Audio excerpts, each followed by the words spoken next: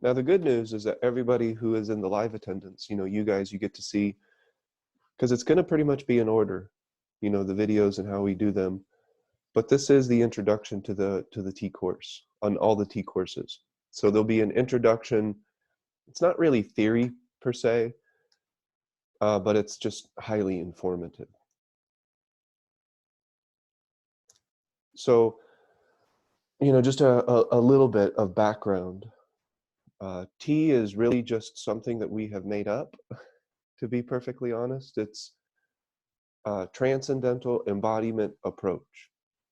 And really, it has taken shape through classes, through originally it was Facebook Lives, and it's the desire to communicate something that has worked for me.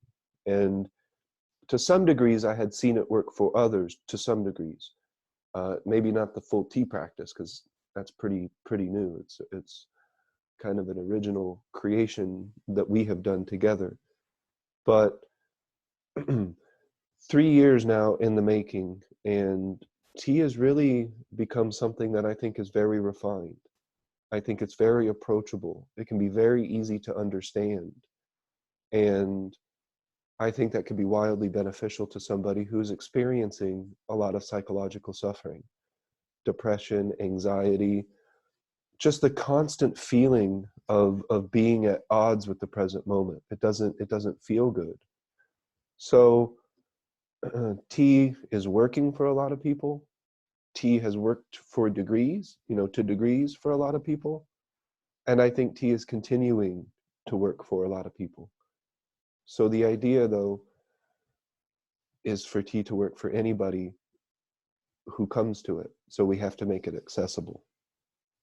So T is more an organizing of an approach to inner peace. That's fundamentally, T is designed to reduce thinking resistance and habitual action resistance. And without that resistance, everything else becomes possible, or more probable, at least. I guess it was always possible, but it becomes much more probable. So essentially, T is a system, an approach that is fundamentally designed to help a person fully relax their mind. And with a relaxed mind, then the body can relax. When the body relaxes, the energy, the spirit of the human being begins to flow smoothly. And when the energy is flowing smoothly, that's it. Better health, we feel better, we feel vibrant, we find connection with anything that we're looking at, anything that we're listening to. There's just this amazing capacity for connection, and it feels abundant. And you guys know I call that love. My definition of love is the abundant feeling that is a result of making a connection. And connection only requires my attention. Like Buddha, if I just connect and pay attention with a relaxed mind to the single grain of sand, the sand opens up. It gets bigger in my experience, and I see it in a new way. And I could even find connection and abundance and vibrancy just by paying attention to a single grain of sand. And that connection can be made with anything. So it doesn't require circumstance. So ultimately, from peace, everything else becomes more probable. Once the human being is experiencing a relaxed mind, a relaxed body, and a smooth flow of energy, there's very little left to chance at that point. The mind is deliberate, the body is deliberate, the action is deliberate, health is something that becomes deliberate.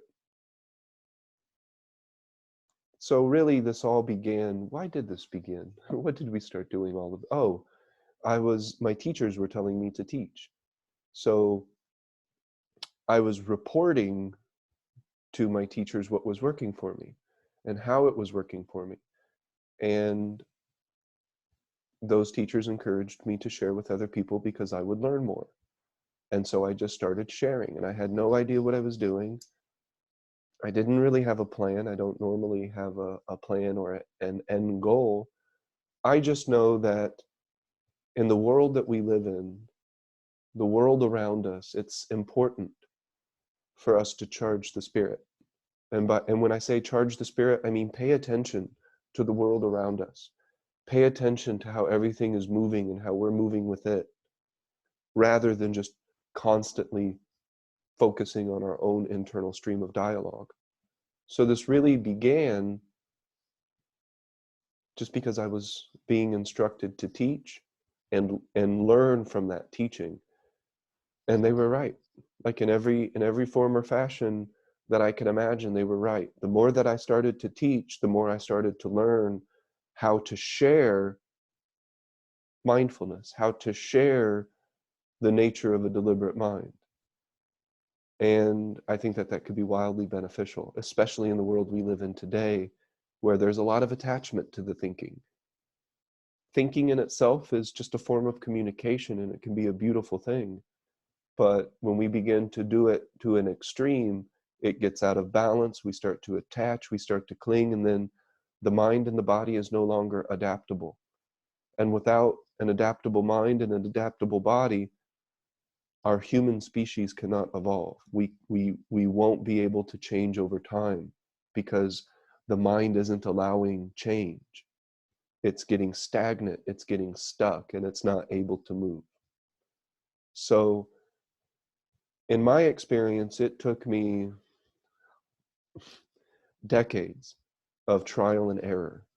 I didn't necessarily have anybody to talk to all the time. I didn't have anybody to lay things out for me or to spell things out for me so simply like we've done in tea. And in fact, I had to really start to distinguish and decipher, what do I actually see in the world?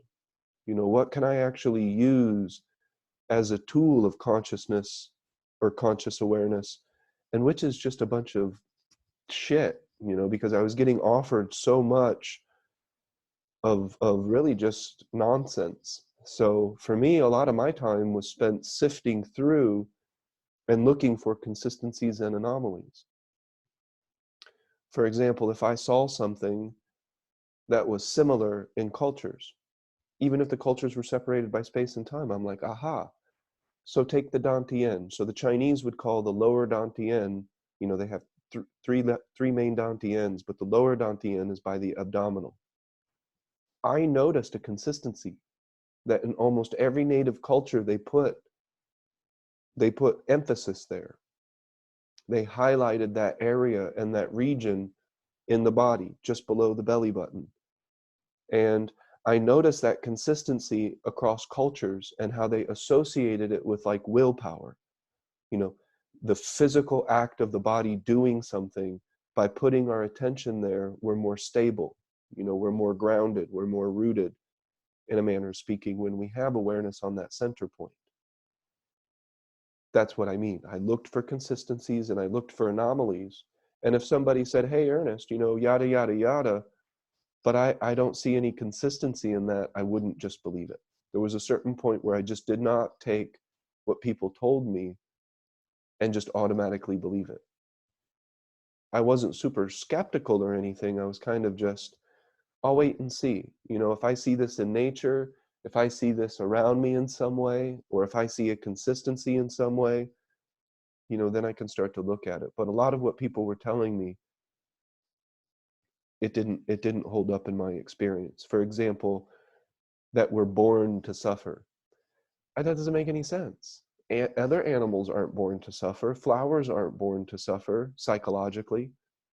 Animals aren't born to suffer. And when I was first born as a baby, yeah, I cried because I think being born is probably pretty traumatic. But I don't see babies or very young children suffering psychologically necessarily until they've started to learn that, from their parents or from the people around them. So I spent years and years and years. And there became a certain point where it became very clear to me, where is my mind? And this became my practice. This was my primary practice point from a certain point on, and it was just this simple. Did I put my mind, my attention, into my five senses on purpose? That is the basic premise of mindfulness, only I hold it there. So I become mindful. I'm not judging the moment. I'm not creating new words or about the things around me. And then I would just start to hold my attention in the now moment. And that was a complete life-changing thing. That one thing of learning to hold my attention in whatever way the brain wasn't used to. If the brain gets used to it, it's not as potent of a technique or a practice point. But the primary thing that I started to do, and what through experience convinced me of everything else, was learning to place my attention into the now moment, and at least to some degree keep it there. While I'm walking to work, I keep my attention on the moment at hand. While I'm talking to another human being, in some way, maybe I'm paying attention to how I'm standing while I'm talking to somebody. Maybe I'm paying attention to how I'm breathing while I'm talking to somebody. As long as I'm not thinking thoughts while the other person is talking, communication can really occur. So I can pay attention to my body and still listen fully. In fact, paying attention to my body, paying attention to my breath, helps me to not think thoughts while another person is talking.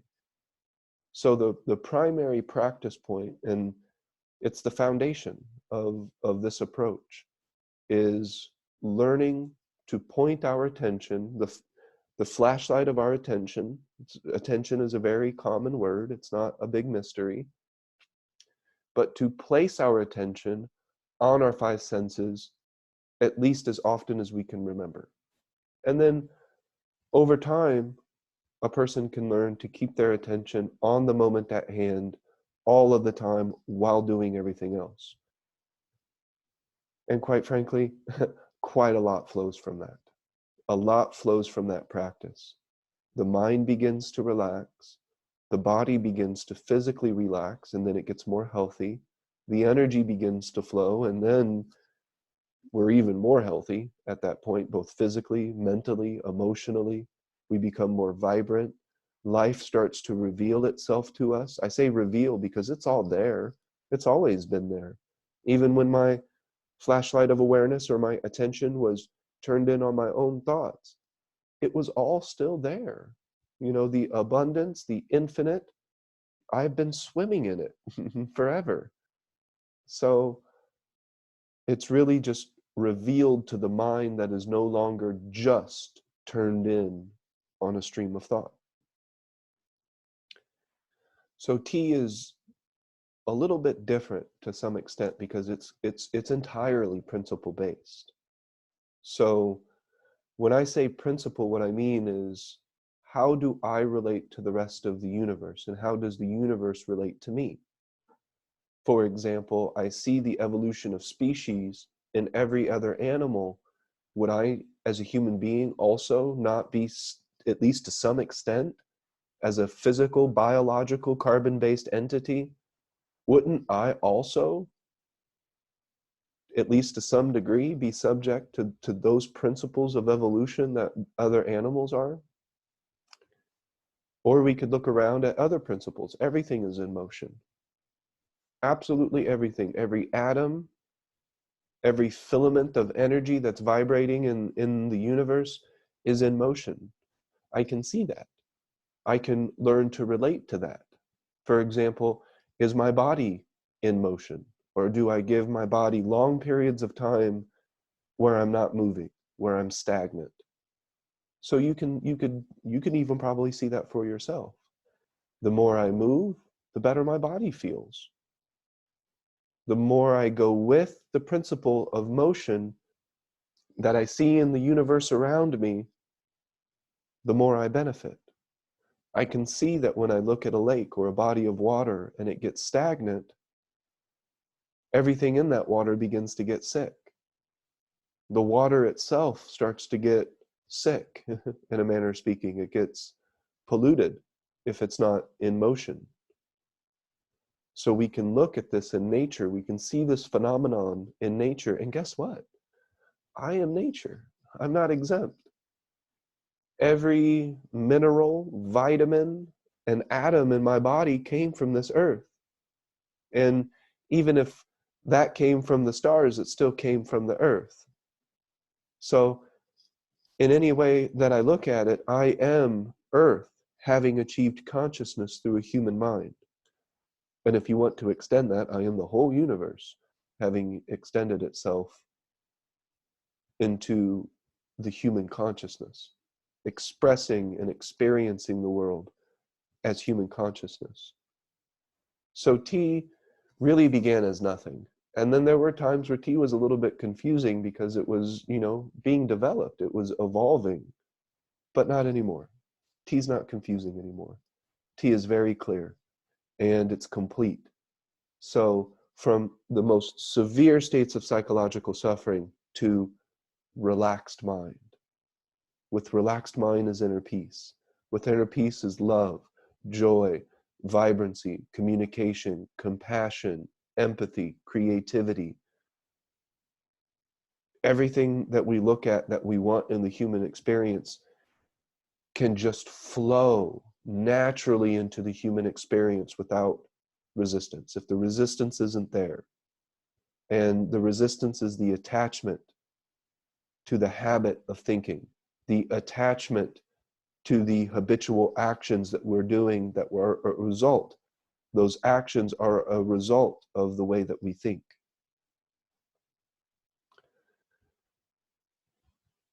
So really, I think it's been, especially from my perspective, I think it's been a really interesting journey. But does anybody else, do you guys have anything to say about tea from the very beginning? I know some of you guys have been here, and if not, you started checking into tea 2 or 3 weeks in, maybe a month in. But what does it look like to you? Tea from the beginning to tea now. Does anybody have input? If not, that's fine too. I didn't.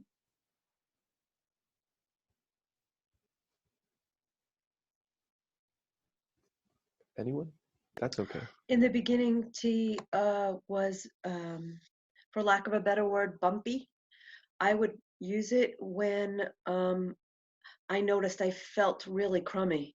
I was feeling offended, or I was feeling worried. Worried mostly was my thing. So when I was really worried and I noticed that I was going over the same things again in my head that I was worried about, I would use it and I would find relief. But then I would stop practicing and I would go back to my life because I felt better, and I wouldn't use it again, or I wouldn't practice again until I was feeling really crummy. So I was getting results. It helped me for sure to find some relief, but it was bumpy. I was up and down.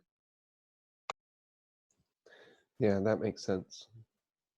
And I think maybe a lot of people experience that. But just like anything, it evolves, it becomes more complete, it becomes more clear.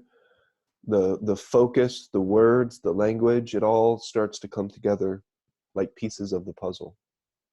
And I did have a small conversation with inner being before I started doing this. And I'll explain more what that voice is later. But that voice of intuition, it comes and it goes. It's never focusing on lack. It's always encouraging me to do something that will be of a great benefit to me. And there was a moment when I was near death and I wanted to give up. And I did. I actually did, just completely. I was just like, fuck it. I'm just done. If this is what my life is going to be, if I have to feel this way, if I was meant to suffer, I just don't care anymore. And it was in that moment that I allowed my mind essentially to relax and surrender because I gave up. But there was a voice inside of me that said, Ernest, you have something that could be of a great value and benefit to other people. And you don't have to be a teacher. You don't have to be anything that you don't want to be. But it would be a shame if you didn't share a valuable and realistic approach to inner peace, a relaxed mind, a healthy body, a vibrant, energetic state.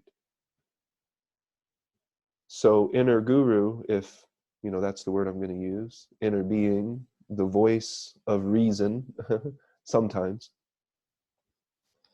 spurred me on when I was talking to David Dorian Ross in Arizona. And I called it the still point method, Donna. That's what I called T then.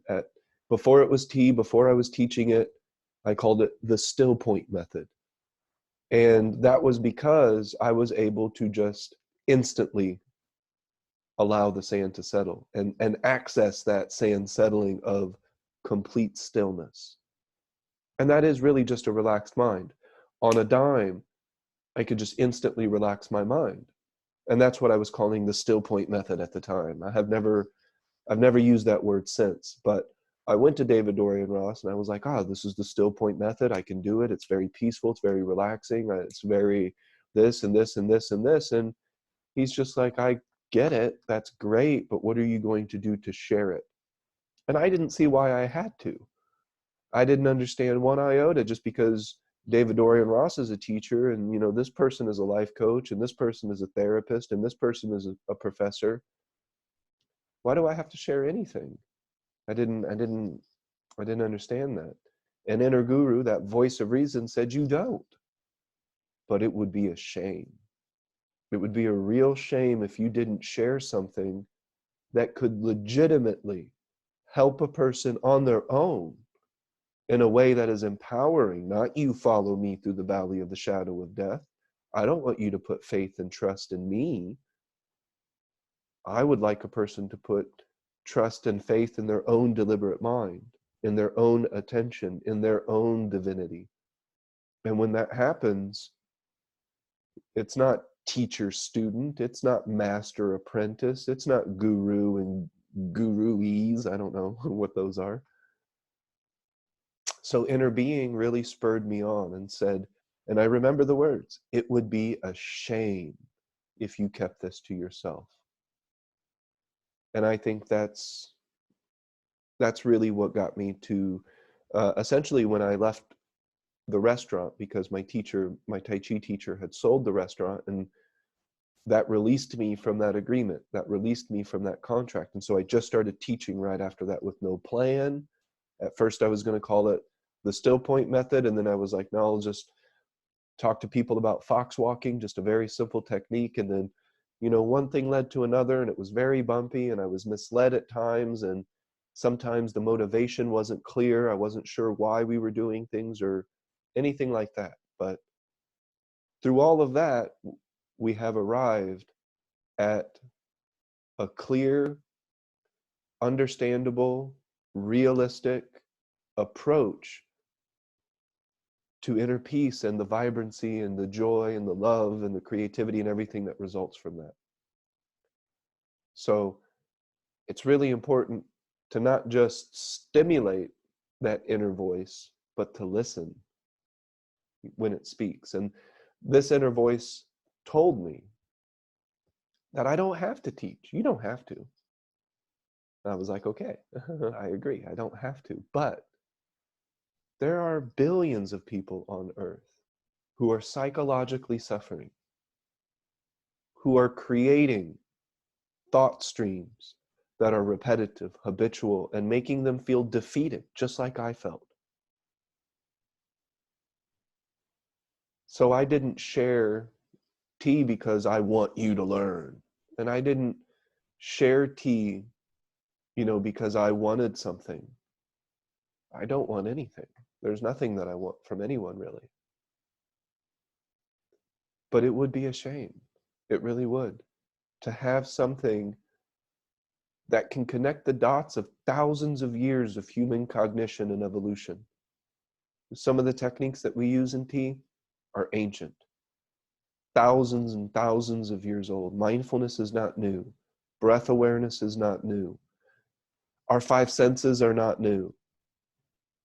However, the way that tea approaches it in our modern lifestyle is not well represented in the world today, and therefore it's new.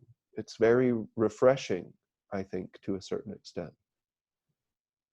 But it would be a shame if, first of all, I didn't share tea, and then those who have learned and they have benefited, maybe they can make themselves available to answer questions when that time is right for them. And then change is possible. And that's really important in the world we live in today. It's always changing, but is it changing in a way that will benefit us and everything around us? And I think tea can really help with that.